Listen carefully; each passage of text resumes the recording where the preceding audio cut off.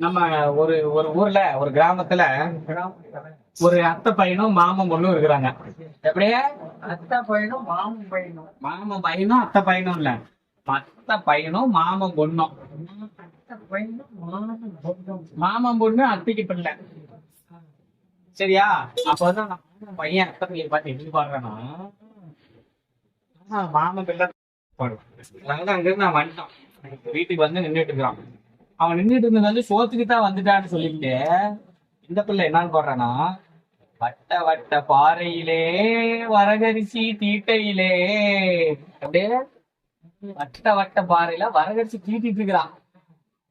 சொந்தமுள்ள அத்தை மகனே டக்கு கிடுக்கு தாளம், நீங்க ஒரு கேட்டு நிக்கலாமா டக்கு டக்கு தாளம்.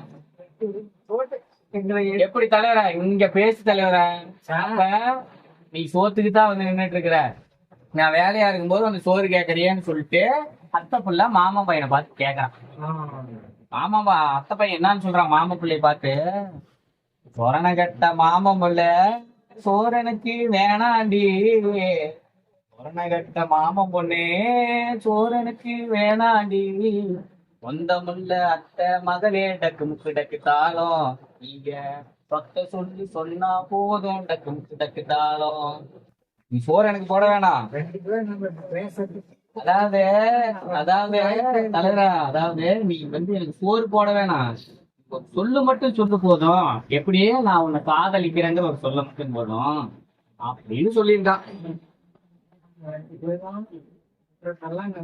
அப்ப அந்த பிள்ளை என்ன கேளு தாத்தா, இல்ல என்ன சொல்றான் இங்க சொல்ல மாட்டேன்னுட்டு, சங்கர ஓரத்தில அந்திசாயி நேரத்தில, அப்படியே சங்கர ஓரத்தில அந்திசாயி நேரத்தில, சொந்தமுள்ள அத்தை மகனே டக்கு முக்கு டக்கு தாளம், இங்க வந்தீங்கன்னா சொல்லுவேனே டக்கு முக்கு டக்கு தாளம். அப்படின்னு வந்து அத்தை மகன் சொல்றான். எப்படியே நீங்க வந்து ஆத்தங்கர ஓரத்துல யாரும் இல்லாத நேரத்துல வந்தீங்கன்னா நான் நீங்க சொல்ற காதல சொல்லுவேன்னு சொல்றான்.